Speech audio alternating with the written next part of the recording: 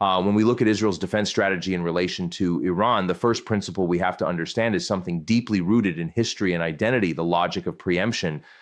This isn't just a military tactic, it's a strategic mindset shaped by decades of lived experience, regional instability, and an acute awareness of vulnerability. For Israel, the central question is not whether a threat exists, but how quickly that threat can become existential. That distinction matters, because when a state perceives that the cost of waiting could be irreversible, the calculus changes. Instead of reacting after a threat fully materializes, the strategy shifts toward acting earlier, sometimes much earlier, to prevent that threat from reaching a point where it can no longer be contained. This is what we mean when we talk about preemption. It's not about aggression for its own sake. It's about shaping the timeline of conflict. If you believe that your adversary is steadily moving toward a capability that could fundamentally alter the balance of power, whether through nuclear development, advanced missile systems, or regional proxy networks, then allowing that process to continue unchecked becomes, in itself, a strategic risk. But here's where the psychological layer becomes important. Preemption is as much about perception as it is about action. It sends a message that certain thresholds will not be crossed without consequence. That message is not only directed at the adversary, but also at allies and the broader international system. It communicates resolve. It signals that the state is willing to act decisively to protect its security interest, even in the face of uncertainty. At the same time, preemptive strategy carries inherent risks. Acting too early can be seen as escalation. Acting too late can be seen as failure. So decision makers are constantly operating in a narrow corridor of judgment where timing becomes everything. And that timing is rarely perfect. It is informed by intelligence, influenced by political pressures, and shaped by the broader geopolitical environment. This is where deterrence comes into play, because preemption alone is not sufficient. The goal is not just to act, but to create a situation where the adversary understands that certain actions will not succeed or will come at a cost too high to bear. In that sense, preemption and deterrence are deeply connected. One is about action, the other is about perception. Together, they form the backbone of a strategy designed to prevent escalation rather than simply respond to it. But we should also recognize that deterrence is not static. It is constantly being tested. Every time a threshold is approached, every time a line is crossed or nearly crossed, the credibility of that deterrence is either reinforced or weakened. That means Israel's strategy is not a one-time calculation. It is an ongoing process of signaling, response, and recalibration. And this is where the philosophical dimension becomes even more interesting. In a world where threats are evolving rapidly, the idea of waiting for certainty can be dangerous.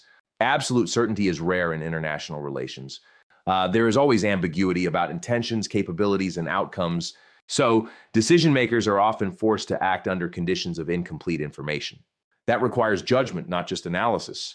In that sense, preemption is not just about military strength, it's about strategic confidence. It reflects a belief that waiting may close more doors than it opens. And once those doors are closed, the options available to policymakers become much more limited. There is also a broader regional context that shapes this strategy. The Middle East is a highly complex environment where multiple actors are pursuing overlapping and sometimes competing objectives. Iran, through its own network of influence and capability development, represents a significant strategic challenge for Israel. That challenge is not limited to one domain. It spans military capability, ideological influence, and regional positioning. So when Israel considers preemptive action, it is doing so within a highly dynamic system. Every move has implications. Every response can trigger a chain reaction. That is why this strategy is never simple. It is always weighed carefully against potential consequences, military, political, and diplomatic. And yet, despite these complexities, the underlying principle remains consistent. In a world of uncertainty, waiting can be just as risky as acting. That is the paradox at the heart of preemption. It requires a willingness to take calculated risks in order to avoid larger, potentially uncontrollable ones. But we should not view this only through a tactical lens. At its core, this strategy reflects a deeper worldview, one shaped by history, memory, and a constant awareness of vulnerability. It is a reminder that in international politics, past experiences often shape present decisions in profound ways. And perhaps that's the most important takeaway here. Preemption is not just about what a state does, it's about how it sees the world. It reflects a belief that security is not something that can be assumed. It must be actively maintained, sometimes through difficult and controversial choices. Because in the end, the question is not whether to act or not to act. The question is, how do you act in a world where waiting may already be a decision? If preemption is about shaping the timeline of conflict, then precision operations are about shaping its outcomes. This is where Israel's strategy becomes highly operational, moving from the level of doctrine into the level of execution. And what we see is a consistent emphasis on precision, not just in terms of military accuracy, but in terms of strategic impact. In modern warfare, especially in a context as complex as the one involving Israel and Iran, sheer force is no longer the defining factor. What matters is how effectively force is applied. A large-scale operation can be costly, destabilizing, and politically risky, but a targeted operation focused on specific infrastructure, capabilities, or individuals can achieve strategic objectives while limiting broader escalation. That balance is critical. Israel's approach reflects this understanding. Precision strikes are designed to achieve very specific goals, disrupting missile development, degrading command structures, or neutralizing capabilities that could pose an immediate threat. But beyond the physical impact, these operations carry a psychological dimension that is equally important. When a targeted strike succeeds, it sends a clear message that even well-protected assets are vulnerable. It introduces a level of uncertainty into the adversary's planning, and uncertainty in this context is not a side effect, it is a feature.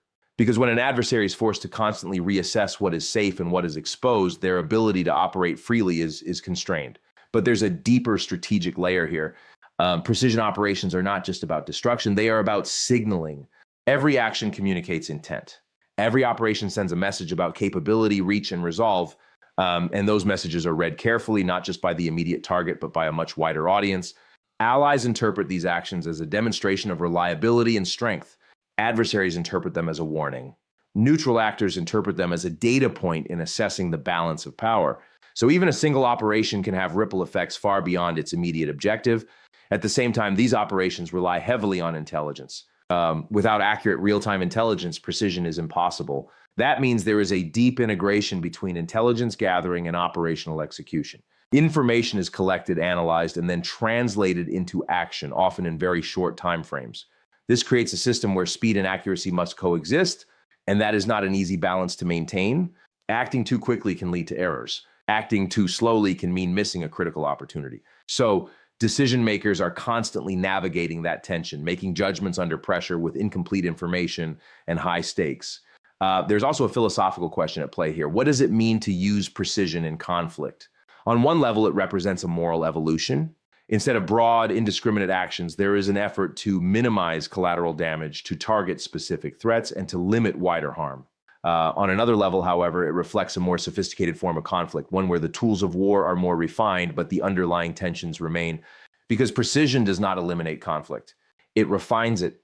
It makes it more controlled, but not necessarily less significant.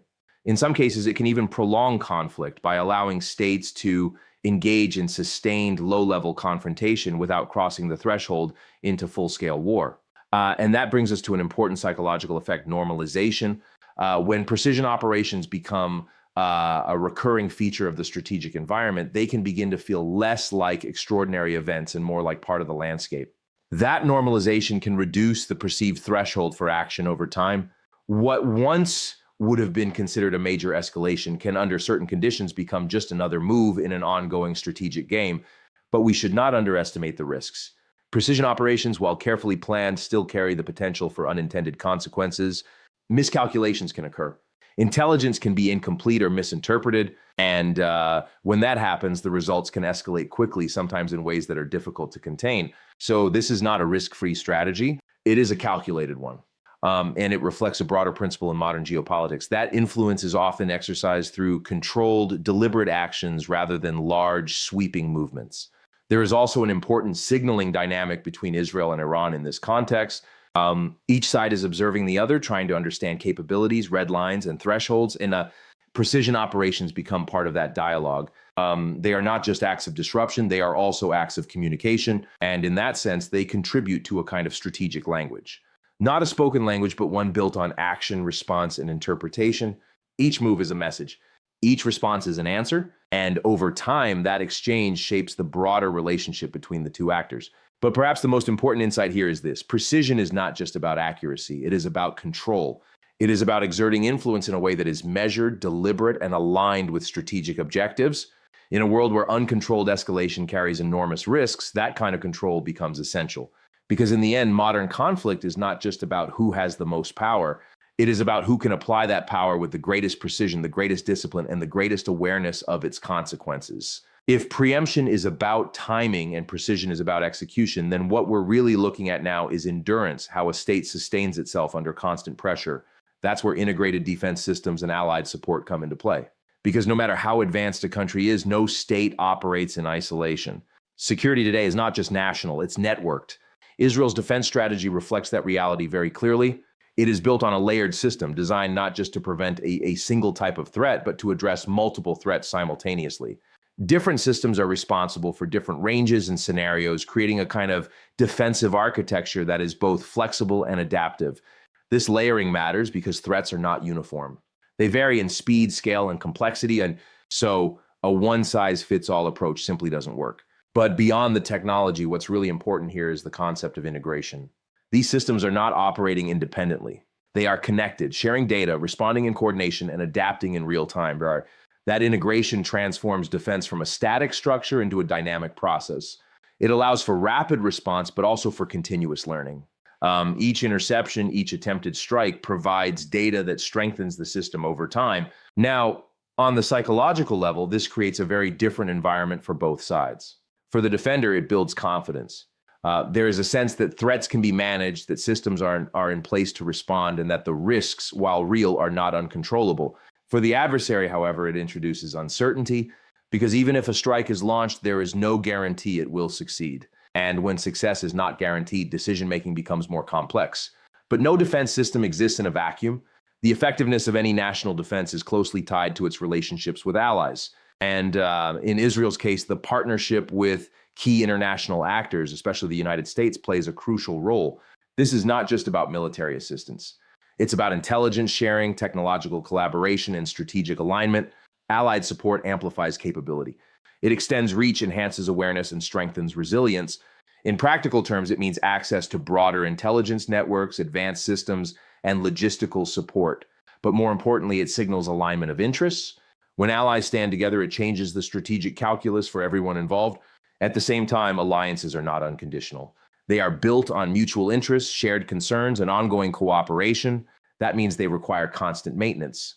Trust must be reinforced. Communication must remain open. And expectations must be managed carefully, because if those elements begin to weaken, the strength of the alliance itself can come into question.